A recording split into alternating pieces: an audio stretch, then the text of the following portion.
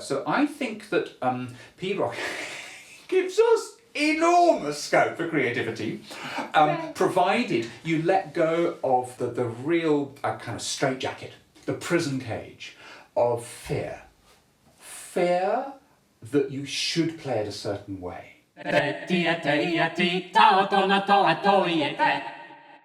Hello and welcome to the Imaginary Song Hunt, a monthly meeting of modern minds to reanimate lost songs of the deep past. Here I am in Cambridge with the entire Cambridge contingent of the Lotos Lab team. Hooray! Yay! Jonathan Bingham and Barnaby Brown. Hello! Thank you, Steph. Yeah, I'm really happy that we could all be hanging out together to do this May episode in which we're going to be chatting to Barnaby. And what are we going to be chatting about? Well, not the thing that I was first introduced to you as, Barnaby. I first came to know you as an Aulos player, which is not that. But then, of course, discovered that you have this other amazing and very resonant string to your bow, which in fact is kind of your background. And the first time I found out about this amazing, beautiful resonant string to your bow, I think was probably because we were on a car journey. Random situations on car journeys, in social situations, in the pub, walking down the street, something will activate you and you'll start going etc, etc. Yes, same thing happened to me. I think my first week of Lotos Lab, we were driving back from mending a guitar. It's such a Lotos Lab story. And I suddenly said, Barnaby, what is this Pibroch thing you do? And you said no words, you just suddenly went for 5 minutes straight with no words. And I was going, what have I got myself in for with these guys? And it's not just us. No, I discovered that anybody who knows you, Barnaby, has a similar story. That you suddenly start off with this Scottish music that you do. What is it? Tell us about it. Well, it's one of those undiscovered treasures. I grew up in the centre of Glasgow, and piping is quite strong in the centre of Glasgow, Partick. I grew up in Hall Street. I noticed that when I was in Glasgow the other month, because I found that I was just walking down the street and constantly hearing piping, which was brilliant, like more so than in Edinburgh actually. So I started at Pibroch when I was 8, walking across Grove Park to the College of Piping in Otago Street. And I had Tommy Pearson as my teacher, and they sang to me, and Seamus McNeill, and best of all, old Fred Morrison. Now, this is the father of young Fred, who everyone will know on YouTube, a fantastic piper, but his father from South Uist sang to me, and it was unforgettable. There was a power to it. There was a kind of unbroken connection with something that was off the page. Oh my goodness, it was so off the page. He practically exploded when I had the temerity to suggest to this Hebridean that he'd got the rhythm wrong, because I was a know-it-all 10-year-old maybe at that point. 10-year-old. Who could read music. I was very proud of the fact. So, and this old guy, I was maybe a bit kind of, disrespectful or full of myself.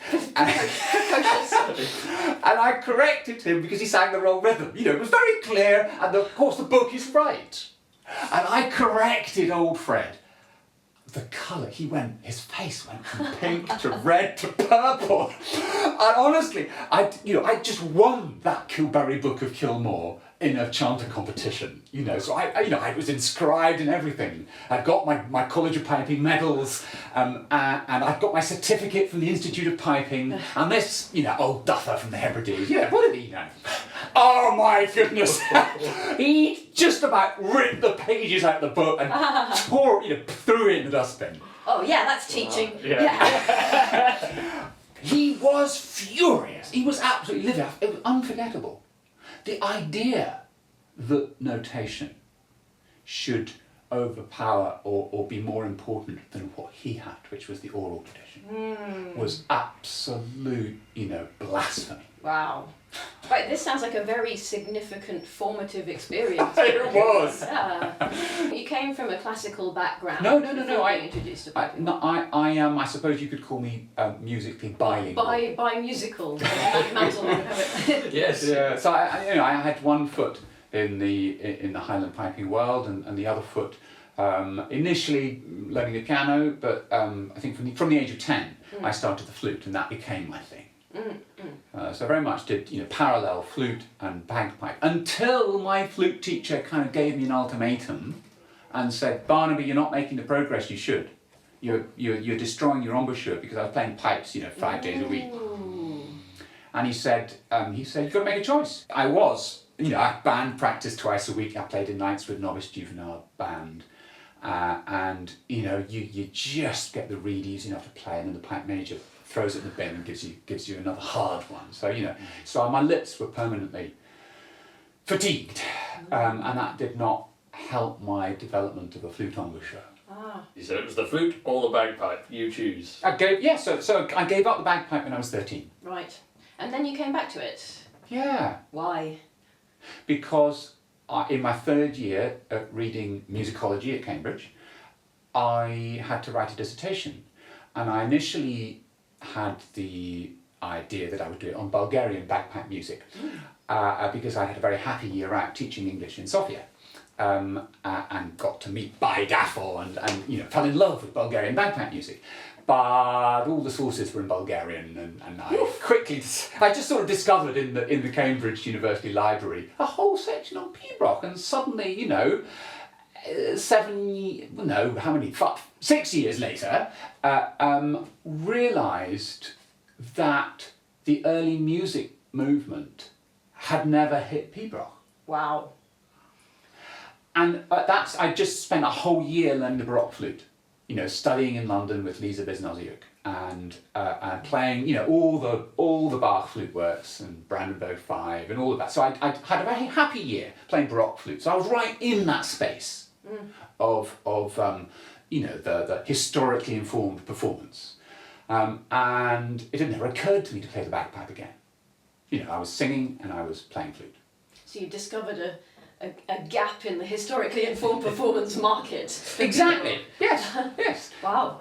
And I then started looking at the editorial notes in the Pibroch Society collection, and I realised that we were kind of still in the 19th century with the scholarship. So I've been learning about how to produce editions of music, and I think they did a fabulous job, but things hadn't advanced. Let's say that Pibroch was in a place about 50 years behind, say, Baroque music in terms of consciousness and engaging with source material.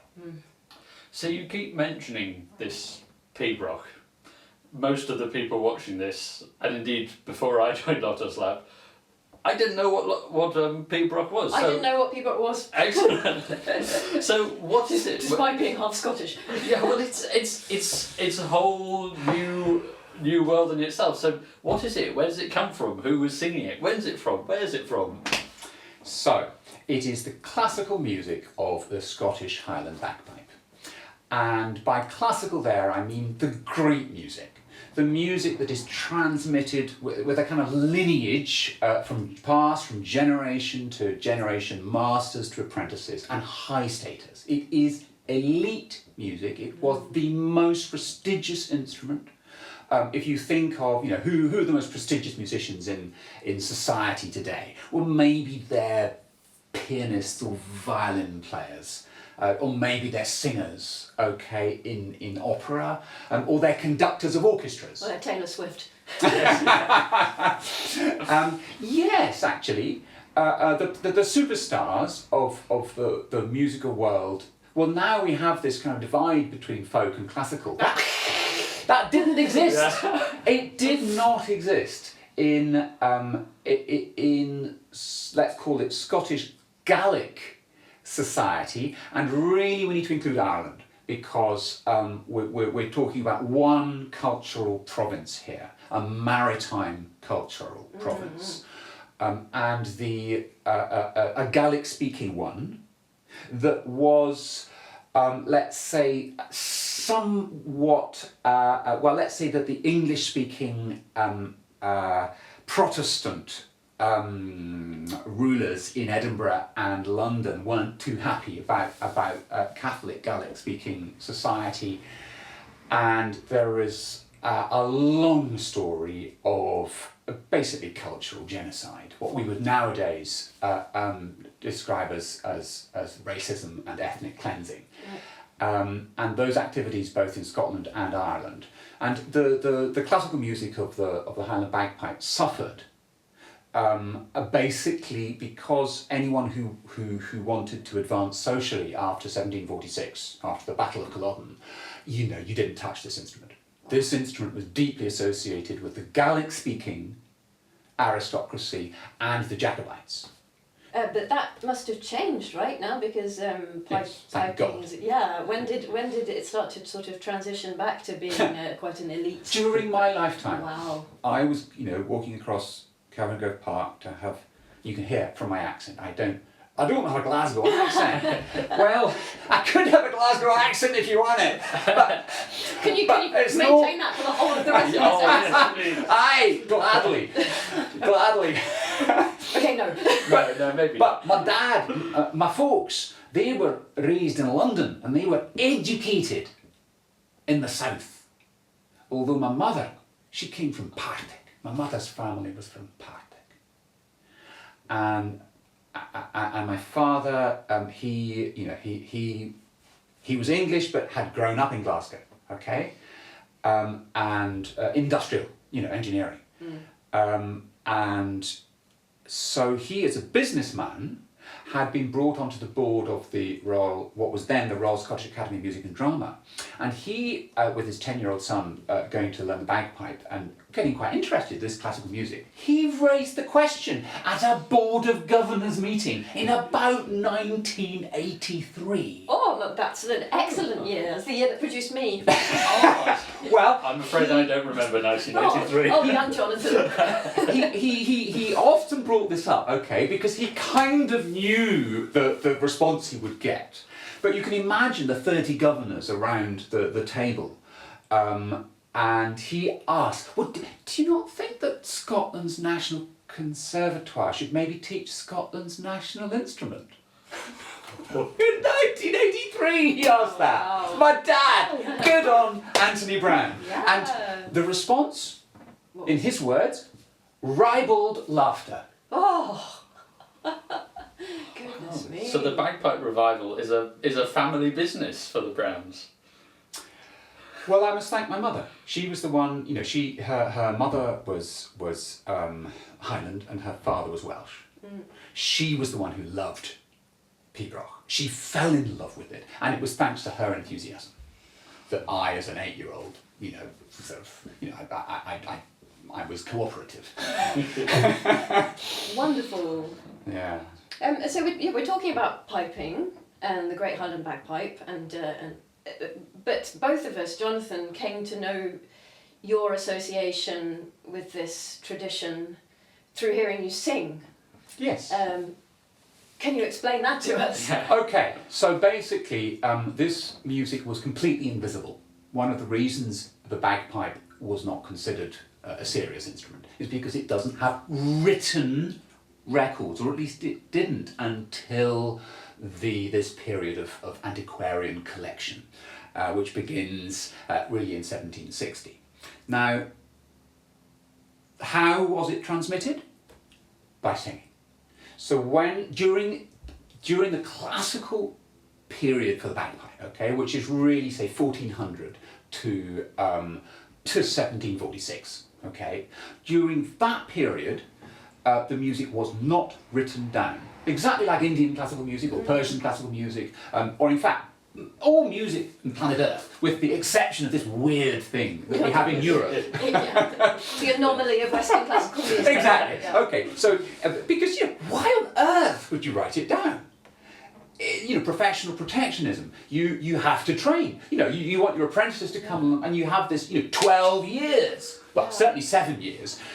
7 years with your master, and that is learning your repertoire. Is it a bit like in Indian classical music, learning to sing before they even touch an instrument? Absolutely. They start with singing. Ooh. Absolutely. You learn everything. Basically, all the music is inside your body before you start moving fingers. And it's in terms of pedagogical efficacy, it's fantastic. I have to work quite hard to get people off the page.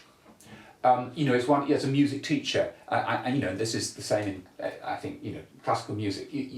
People learn reading the dots, and it's kind of lifeless. So a lot of your work is to get it off the page and bring heart and soul to it. And if God's sake, if you just learned it in the first place by singing, you'd never have. It would be much more efficient.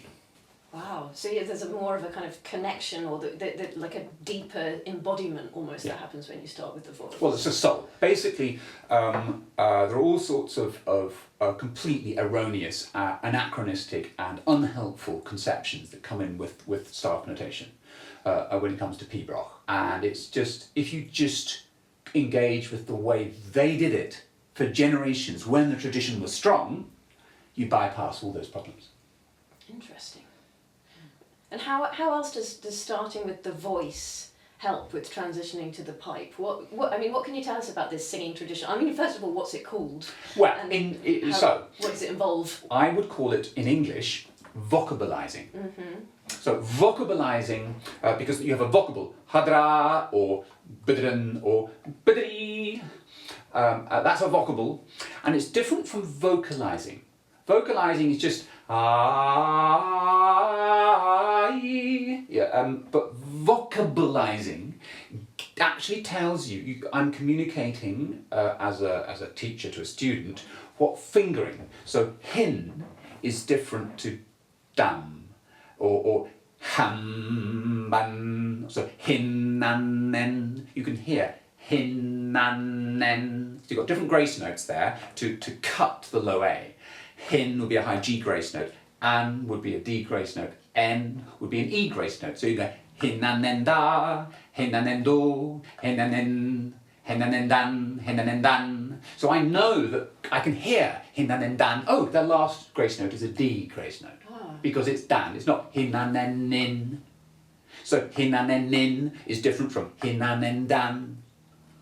So the syllables tell you pitch and also ornamentation and fingering. Yeah, but actually the fundamental reason singing is good in both transmitting and in memorising is imparting musicality and soul.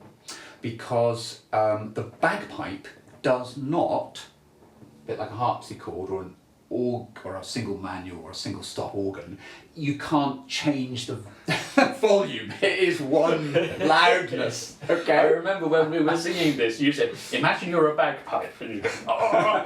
Yeah. So I like your bagpipe face. Oh yeah. Do it again. So yeah, that kind of solid, unchanging sound. So if you learn the bagpipe on a bagpipe or on a practice chanter, it's very easy to misunderstand the music because it's very drone. It's kind of speaking on a monotone, but it's tedious and it's not very memorable. And so it's quite difficult to bring the music into it, to bring the soul and the passion. Whereas if you've learnt it singing, then somehow, by a process, I suppose, of black magic, the brain understands something. So it's a bit like, languaging or singing the pipe. And in fact, the verb, to play the pipe. So we in English will say play the bagpipe. No, in Gaelic. And in fact, in Latin too, you don't play the bagpipe, you sing. Aha.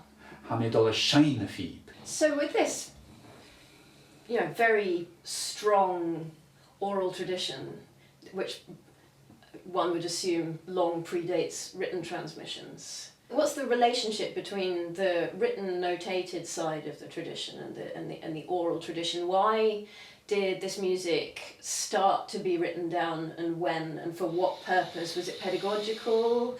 Was it to? I mean, because you talked about imagining bagpiping masters, great players, not wanting to kind of unweave the rainbow of their practice and, start putting it all into notation so that any old kind of Tom, Dick or Harry could come along and see what they were doing. So basically, it's because after Culloden you've got this period between 1746 and 1781, really, of collapse, where the bagpipes are just left in their cases. People aren't playing.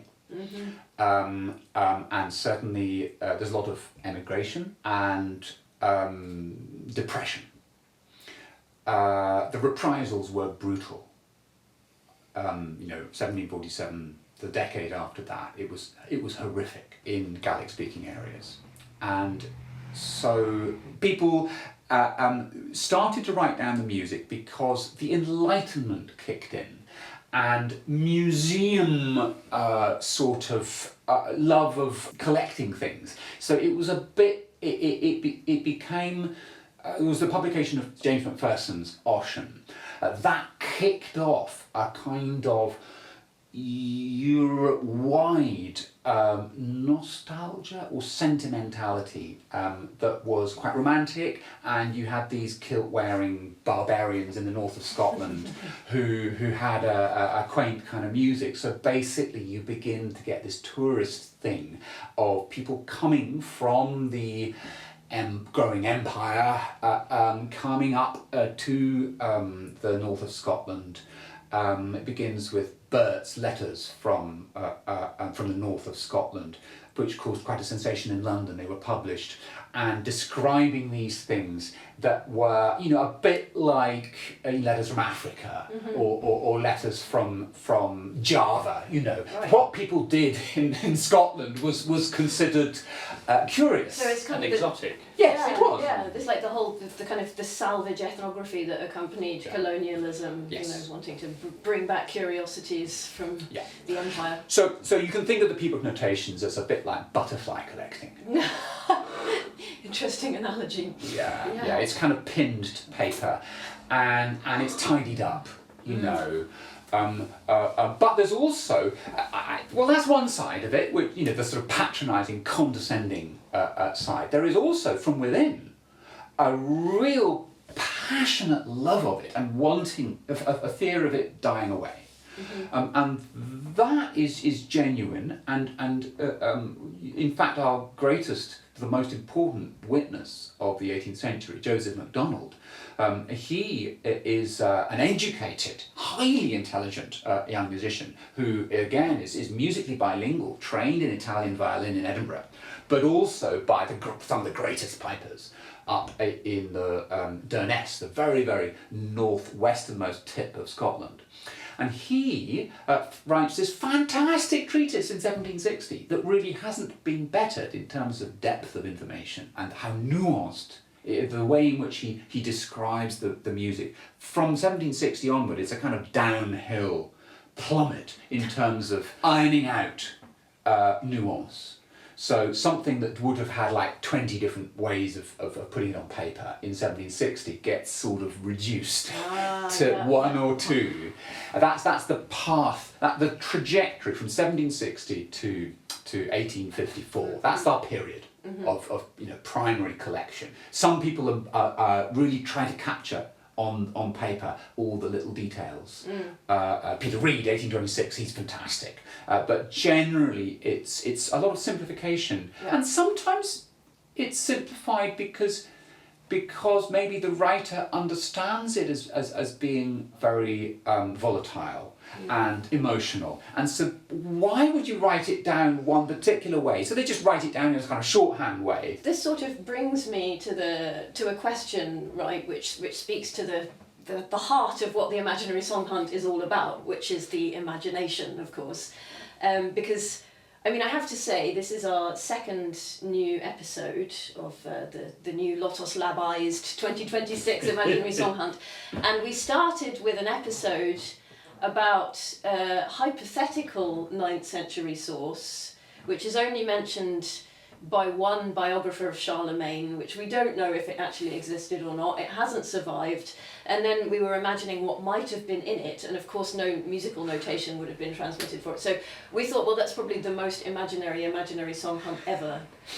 And we've leapt from that to this, a very full, evidence base from the 18th century onwards, with notations, some of which are very detailed, which tell us a lot about the tradition, and also there is a living tradition associated with it that we can learn from. So we have a lot more material, which makes it, in a way, less of an imaginary, singing tradition. We are trying to focus on the singing side of it as much as the piping.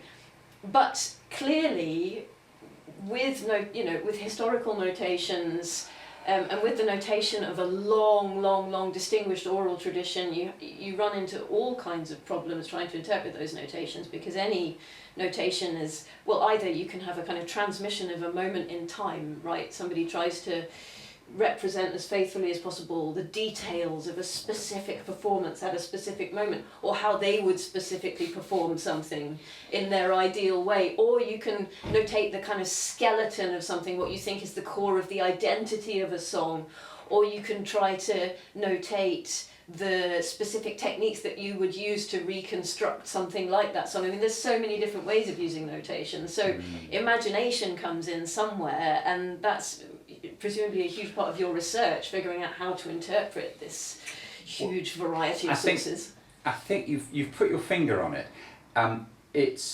We have an amazing richesse of manuscript material from between 1760 and 1850, and what we have is the same piece written down multiple times.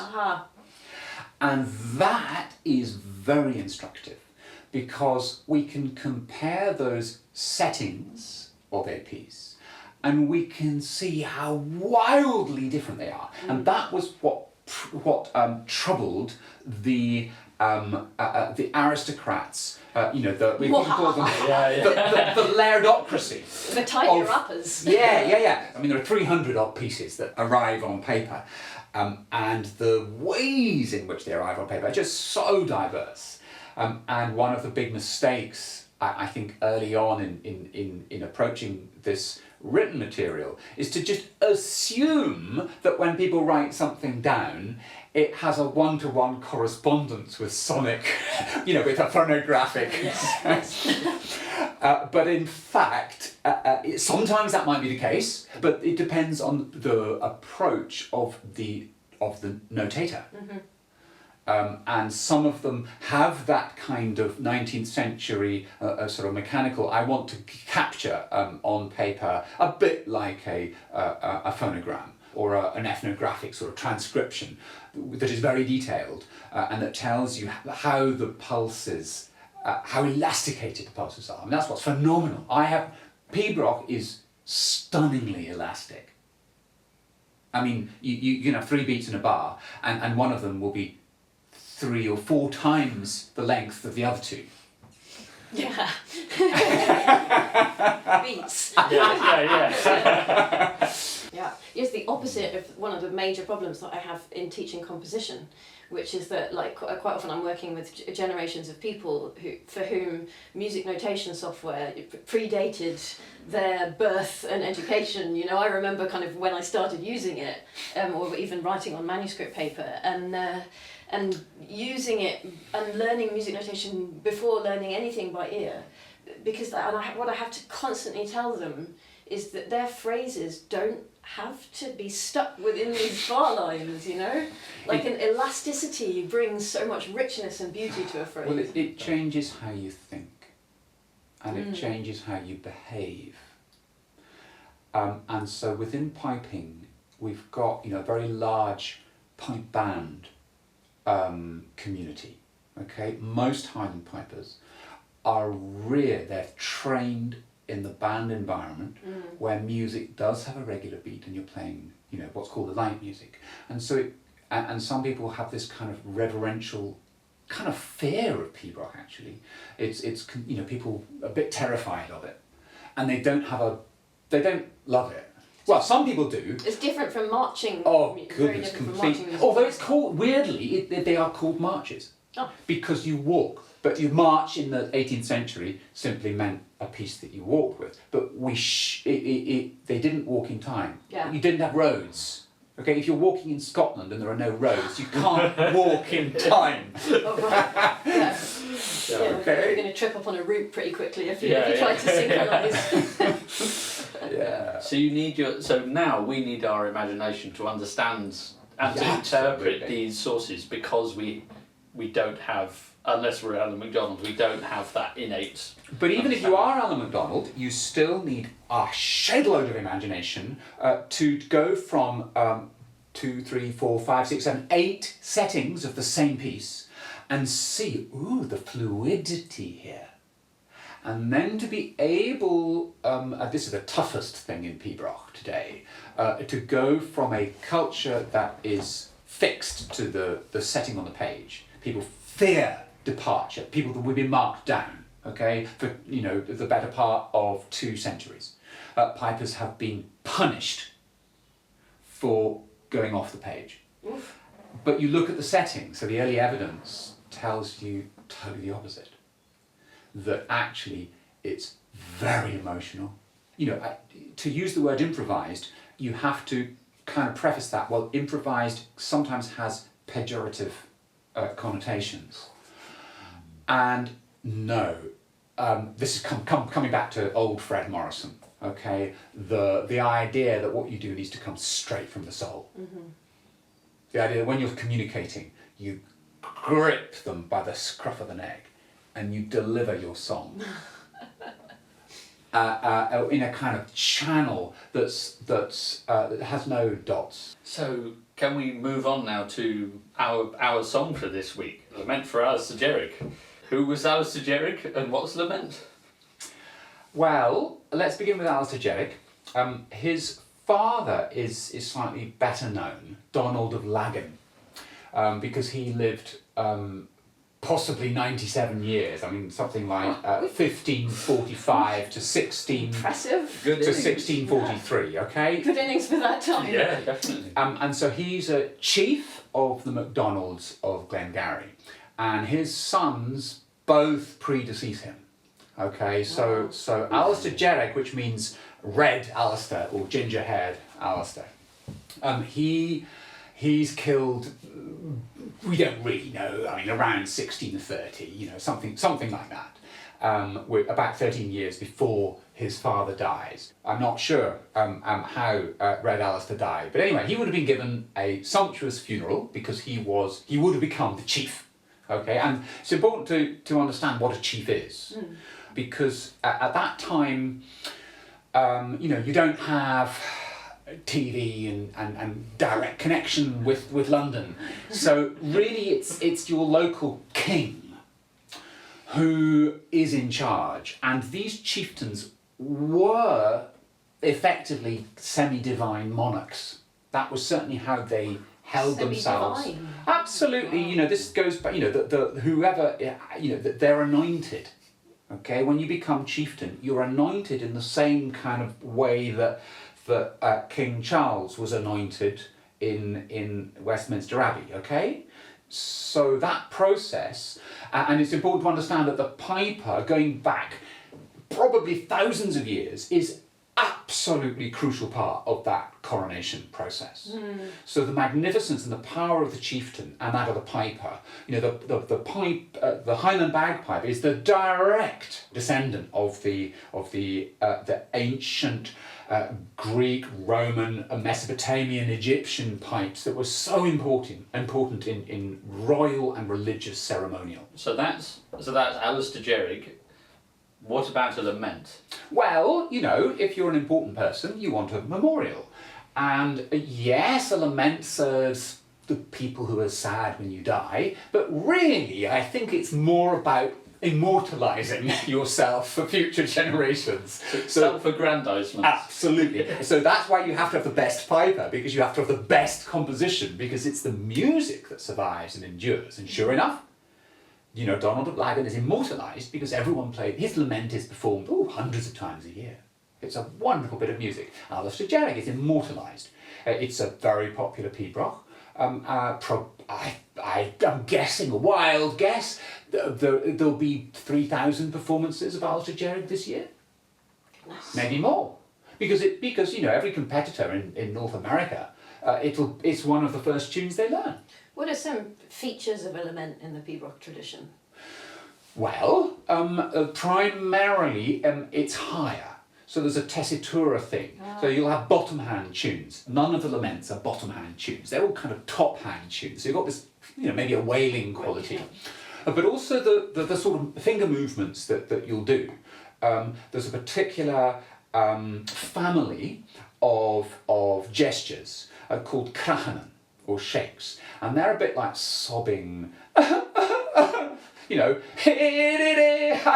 you can think of the keening lament. So you've got absolute preponderance of these crachanan beats on the top hand in laments. If you look at a Pibroch and it's missing a title, and lots of them do. Lots of them were written down, they didn't know what the title was. So we call them by it's hororo hadraha. And if there's a long string of crachanan beats in the top hand, then you can be pretty sure it's a lament. Right. Wonderful. So yeah, what sources have we got for Alasdair Dearg then? Okay, well, let's get them out. The earliest one is Colin Campbell's Canntaireachd manuscript. Well, we call it Canntaireachd manuscript. He calls it his instrumental book. And he is a child of the Enlightenment. You have to tell us what Canntaireachd is. Canntaireachd, okay, so literally in Scottish Gaelic, it just means chanting. So Gregorian chant, that's Canntaireachd. Oh. So which is why I would render it in English as vocalizing. I see. Okay, so they didn't call it, this is, we don't actually see the word Canntaireachd used for vocalizing until 1854. Oh, goodness. Very, very late. So we're not quite sure, probably they called it Canttaireachd, but he didn't call his, he writes 400 pages of vocables, but he calls it Colin Campbell's instrumental book, 1797, and it's the most scientific collection of Pibroch ever produced. Ooh. Because his 186 tunes are organised by the first vocables. So all 44 tunes that begin he-ha-rin, that's a double beat on low A, okay, he-ha-rin, that's the first 44 tunes in volume 1. Yeah. And then come all the tunes that go he-ho-ro-ro, the next note of the scale. And then come all the tunes that go he-ha-da-da. So he works his way up the scale, and lo and behold, volume 2 begins with he gets to the 5th. Yeah. So that is the start of volume 2. It's beautifully organised. Let's have a look. And here it is. Hen-no-tra o-ha-ra-rin, ho-dra-dru-a-hyo-den. But I only know how to sing what the notes are because Colin devised a notation system. He was a child of the scientific age. At this time, 1780s, 1790s, people were things like the periodic table. People were getting really interested in understanding, charting weather, recording systematically things like music or weather, things that are a little bit chaotic. Okay, well this piece, when you go through the settings, chaotic is certainly a word you might use, or rhapsodic, because they're all different in quite substantial ways. So it throws up big questions. There is Gesto's book, that's the most precious, I would say. The source of this is Ian Du, or Black John McCrimmon. And he's the son of Malcolm McCrimmon, son of Patrick Og McCrimmon, son of Padraig Moore, son of Donald Moore. And that lineage, those are the great McCrimmons who were hereditary pipers, principal pipers to MacLeod of Dunvegan. Okay? And he died in 1822, so his singing was transcribed by a local laird called Neil MacLeod of Gesto.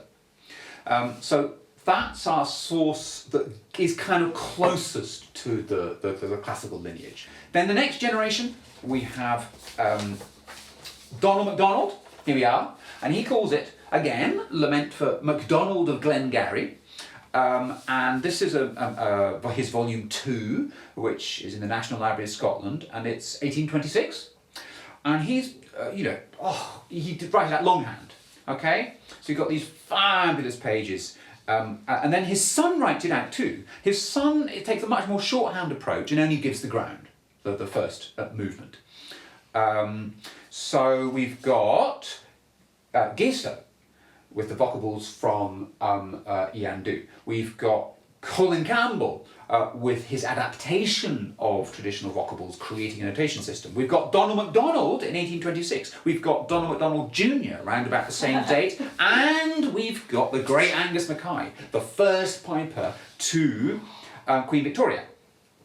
And this is a glorious manuscript.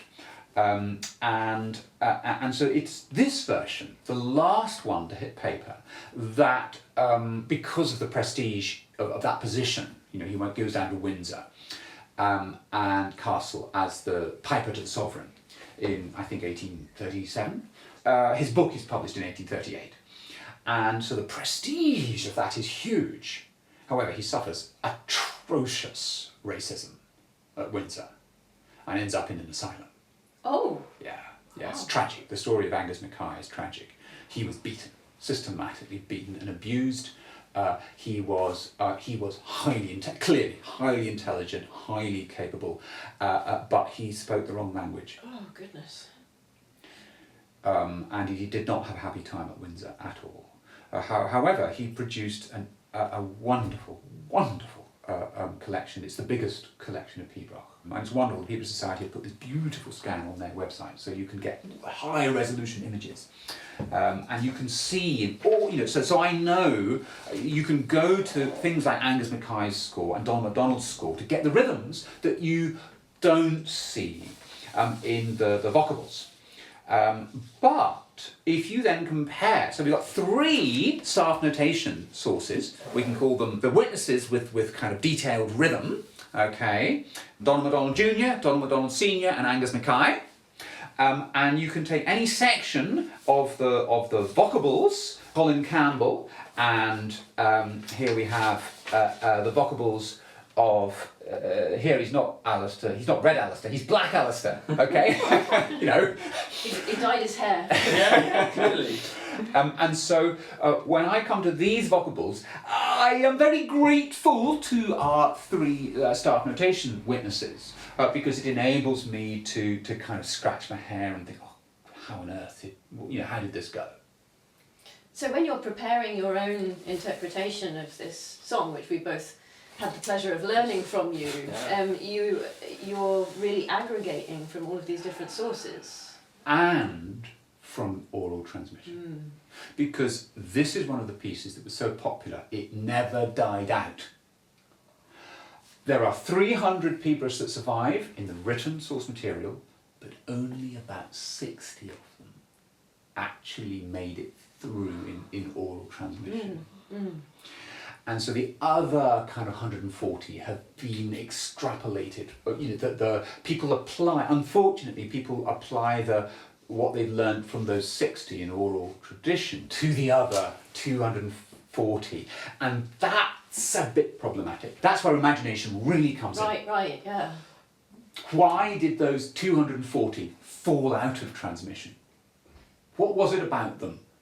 Or what was it about the 60 that survived? Yes, that's the other side of the question. And so, real cause for a bit of anxiety surround if you rely too heavily on oral transmission, because the source material just shows you that things were very much more chaotic or interesting. Yeah, interesting. Expressive. Yeah. I'd like to human, expressive, and I would say aristocratic in terms of magnificent. It's not narrowed to something that's predictable. It's completely unpredictable and very soulful. That's, I think, the prime quality that again was conveyed to me so powerfully by Alfred Morrison, Southwest.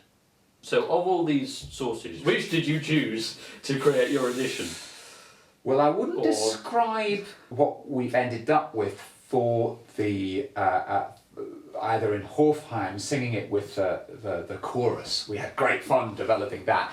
That's a new creation, which I suppose draws from all of these sources, but primarily from the most neglected and undervalued, I would consider, which is gestos.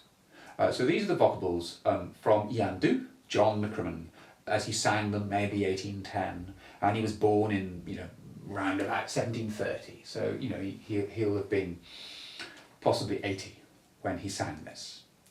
And there are certain aspects that you only find here. For example, I hem bodra o hiaradin, odran bedre a hiodin, odran dedero hiaradin.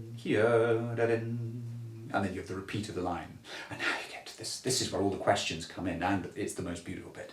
Hem bedre hiaverla.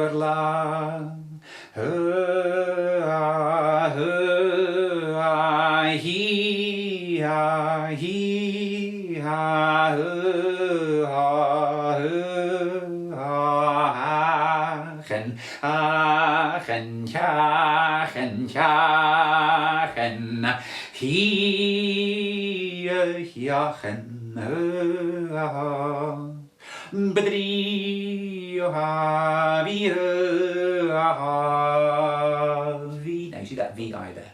Okay. No other source has that note. But you can that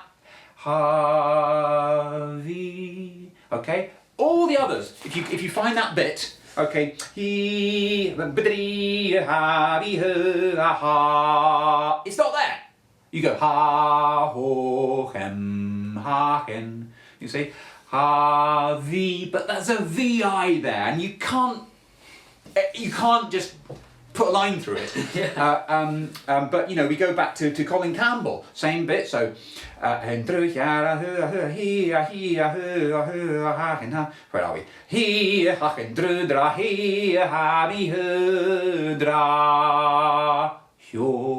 Okay, there's no E there. He doesn't go back up to the E. So I celebrate that little, it's just two little letters. So we have a score for Alasdair Dearg. I mean, we worked on this for many, many, many hours. Do you want to give us a glimpse of what we went through to produce that? Well, it was very enjoyable, and it was a huge pleasure, Jonathan, actually to work with you, because you've got a lovely voice. And so, I began teaching this actually at Piping Live last summer, because every year at Piping Live we do the big sing. We try to take a different piece each year, and these pieces we've been taking them from Kate's book, because this is Kate Carpenter. She did the most magnificent job sort of illuminating Gesto's book, making it easier to read by adding colour. So in other words, instead of turning it into staff notation, she just lets you understand what the pitches are by giving some colour. So it's a different colour for each note of the scale. Magic. This is Lotos Lab's own Kate Carpenter. Yes. Yeah. Who also is responsible for this thing. Oh yes, That you here we are. The Pibroch Network T-shirt. Yeah. Okay, this is the end of the little bridge. The singable T-shirt. Hen and do hen and do hen and do hen da. That's my favourite thing. She makes it. Do you see that? She's used a heavy font for length. So in other words, this you can see this hen and do hen and do hen and do hen da. So you can see it's long. Well, let me just get that clear. Long, medium, long, and that's basically she's taken that from Don MacDonald. Okay, this timing, and each of these little cycles here are the variations. So you've got the urlar, which is your kind of theme, and then you've got all these variations, and then you return to the urlar at the end. And that's exactly what you do with Alasdair Dearg as well. And so in the score, we basically started off in the Bothy tent at a piping festival in Glasgow. And then I enjoyed singing it. So when we were preparing for the gig in Hofheim, for the Dudelsack Academy and Thomas Zöller's Interkeltisches Festival Hofheim, we taught it to a lovely choir, and you had this genius idea, Steph. I did. Of doing a drone, and I just knew that I knew from experience that you can't. It's just nice to get that bagpipe sound by alternating. So this is kind of antiphonal psalmody. Actually, it's the recordings of Gaelic psalm singing by Modena and Effie, two sisters in Harris. Where they alternate, and there's always continued. You've got a continuous kind of bagpipey sound, and they do that by one coming in, not breathing at the same time. Okay, so we've split it up, divided it between, because it's a kind of religious ceremonial thing. I used decani and cantorus for two parts of the choir, and we were performing it in a church. So that made sense. So this score was produced for the Hofheim into Keltisches Chorus, and Steph, you brilliantly produced. I just sang it, and you put it down in IPA, International. An attempt was made. And I just thought that is so much better, because we have this problem with Canntaireachd that O is used for two different notes. So you can't tell, he writes H-O, and you just don't know whether it's a B or a C. And it would be quite helpful to know. And so by putting it into IPA, you could change, we write love with an O, and we write hop with an O. In IPA, you suddenly have two symbols. IPA is the International Phonetic Alphabet. Continue. Our resident genius Anne's dictionary. Excellent. Yeah. Well, it makes a lot of sense for pronunciation. So here, I hem bodra o hiarin. Now, in Gesto's original, if I can find it, here we are. Here's the source. I hem bodra o hia. Now, do you see that O there? Okay, the second O is a different note. Now, we know it's a different note because we've got 3 witnesses all agreeing that it's a different note. In fact, 4, because Colin Campbell has a system. He developed a sneaky system. He didn't use colour, like Kate. Kate differentiates those 2 notes using colour. That's what Kate does. I hem bodra o hiaradin. Okay, so o hia. It's still an O, but you know from the colour that it's a different note. So we've got pitch clarifying beautifully, both in the vocables and in the notes. Rhythm, as the troublesome one. Oh yes, so, elastic rhythm. Yes. In staff notation with bar lines. I know, pitch elasticity. So I remember my first version of this was from a recording. You very kindly recorded it, and I transcribed it as best as I could, and I think every single bar was in a different time signature. Desperately trying to accurately describe what you did. This isn't what we've done here. Yeah, I suppose I came in and I just felt that if you give people something that's so prescriptive, it kind of, you're straight-jacketed, and then you're worrying about counting out the quavers, and it's more important to have a sense of the pulse elasticity. So this, I suppose, is a compromise. It suggests a direction in which how elasticated it is, without being too over prescriptive. And at the end of the day, it does need to be ripped off the page. The page does just need to be scrumpled up, put in the bin, and you go with what your heart tells you to do, because at the end of the day, that conviction is what matters, and that's soul. Yeah. I feel like this. We should put this in all of our scores as a kind of, not a caveat, but like a kind of guide to how to use sheet music that we produce, right?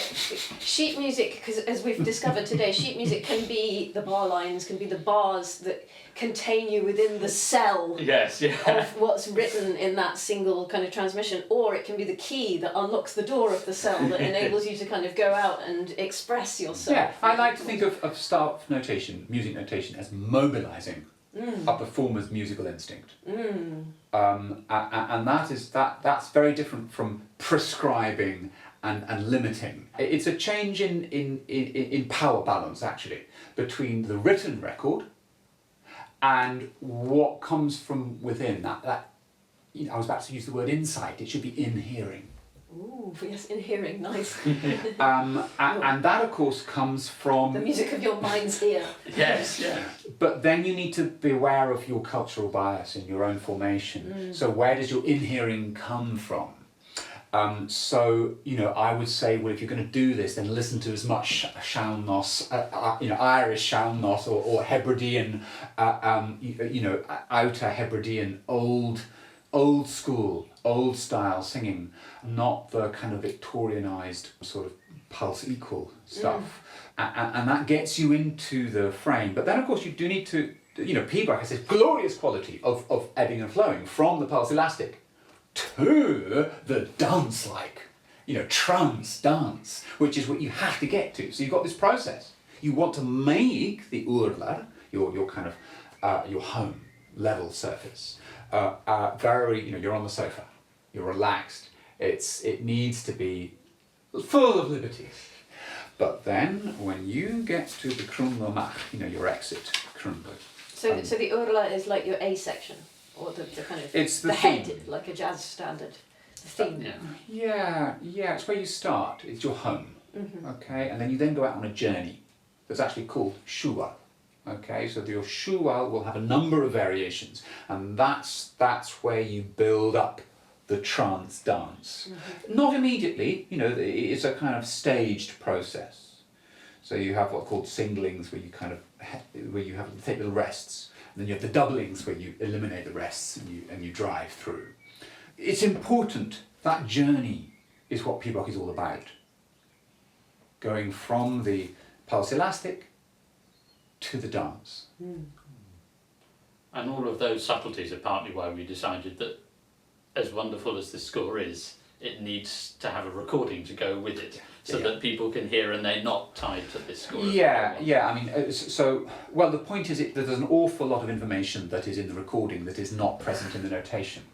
That's what it is. It's that implicit knowledge. So I suppose the advantage of having it written out in, you know, fully rhythmicized staff notation is that with any musical score, as with many things in life, you can appreciate and enjoy it on different levels.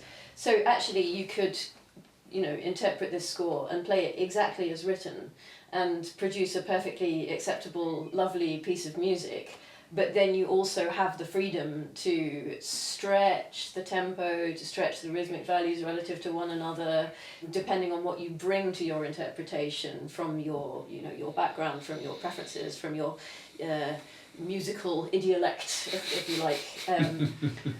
So there are different ways of using this score.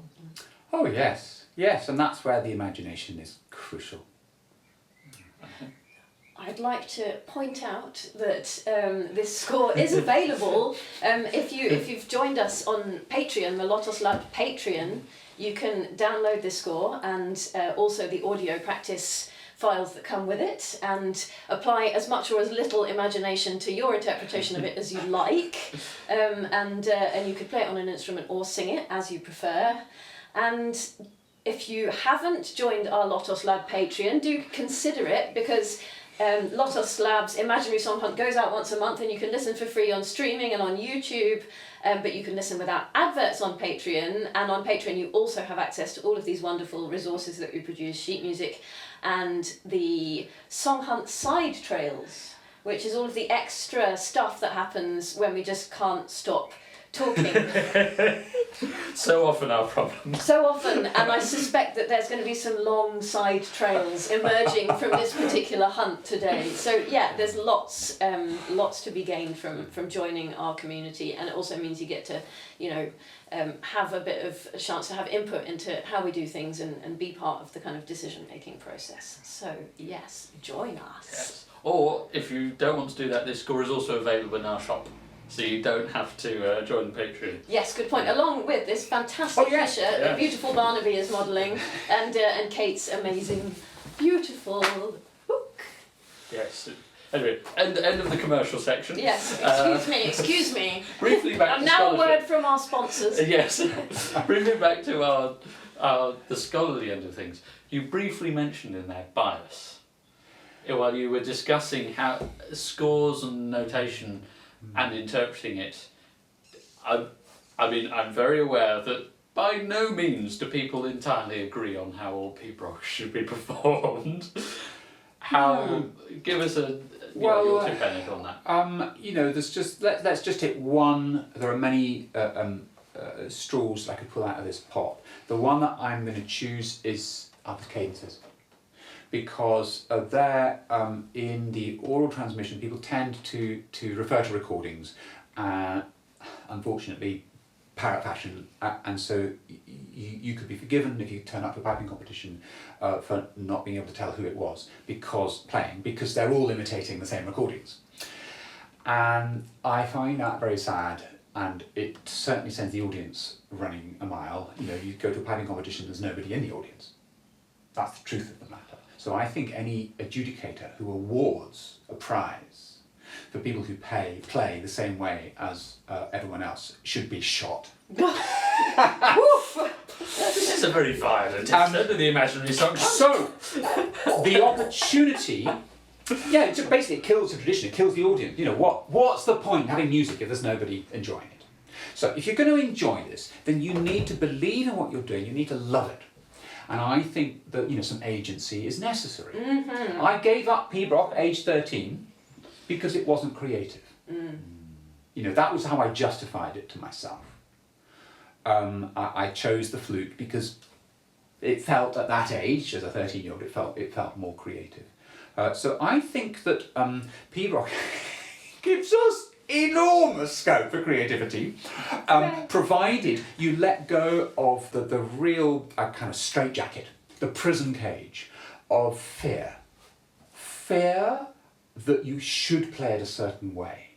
So just burn that as very dangerous. And actually a death, it spells death. It's nailing the lid on the coffin of the music. Kill the fear, lest it kill your creativity. So, with the cadences, I simply mean the first note. Okay, so you see this first note here. It's the length of the first note. Okay? And here's another one. Now that little semiquaver there, you can make that a crotchet. And this first one, you could make a demi-semiquaver. Okay, so these things are very, very flexible because there are so many ways of landing on a note. Now, what happens in the Pibroch scores is they all get reduced to 1. And sadly, partly it's expeditious when you're writing down hundreds of tunes, each of which have hundreds of cadences, to write it down the same way. But the fact you write it down the same way doesn't mean you intend people to play it the same way. And that's the misunderstanding, the tragic misunderstanding of Pibroch. So, Donald MacDonald, and Angus Mackay, I think we misunderstand. People look at Angus Mackay, and just the fact he's made an editorial decision. He's writing down, 250 Pibrochs, each of them containing, God knows, over 100 cadences. How many times do you have to write down this blessed thing? Now, if in the performance practice you play it differently every time, you have to make it a thing. It takes time and effort to decide how am I going to play it this time. So I think they very sensibly just decide, I'm going to write it down this way. And they write it down that way, and then people come along 100 years later and they read it literally. Mm-hmm. And they think that there's a difference in style between Donald MacDonald and Angus Mackay, and I think that's absolute nonsense. I think they played I don't think you'd be able to hear much difference in style between them. It's just that they chose a different way of writing it down, a different shorthand. So with Angus Mackay, you pretty much have a lengthening, an emphasis on every cadence, and with Donald MacDonald, you pretty much have none. But there are exceptions. They both, so you'll find instances in both cases of the other. I don't think there's a Donald MacDonald style. That's a fantasy that it's time to move away from. What I'm taking away from this conversation is that I feel like it's not enough to have one audio resource to accompany our score. I think we need 50. And maybe that's going to have to be a kind of group effort. So I'd just like to invite anybody who wants to make a recording of this to please do so and send it to us so that we can disseminate them all together to show a bit of the diversity of interpretation that can arise from a single written transmission of a lament. Yes, I was going to say, please don't say we have to do all 50. Oh yes, no. Are you kidding? No. Yeah. But yes, imagination and diversity. Diversity is beauty, diversity is musicality, and what a nice kind of idea to close the imaginary song hunt with. It's been a total joy being able to kind of explore in your cavernous brain on this topic, Barnaby. Thank you so much for imaginary song hunting, and we'll be doing lots more of that in the coming year. Thank you, Jonathan. Pleasure. Yes, if you've enjoyed today, then consider supporting the Imaginary Song Hunt with the Lotos Lab tip jar, or joining our Patreon, and of course subscribing on YouTube. Thanks very much. See you on the next one. Thank you. Bye. Bye. Ia te ia ti, tau tona toa toi e te.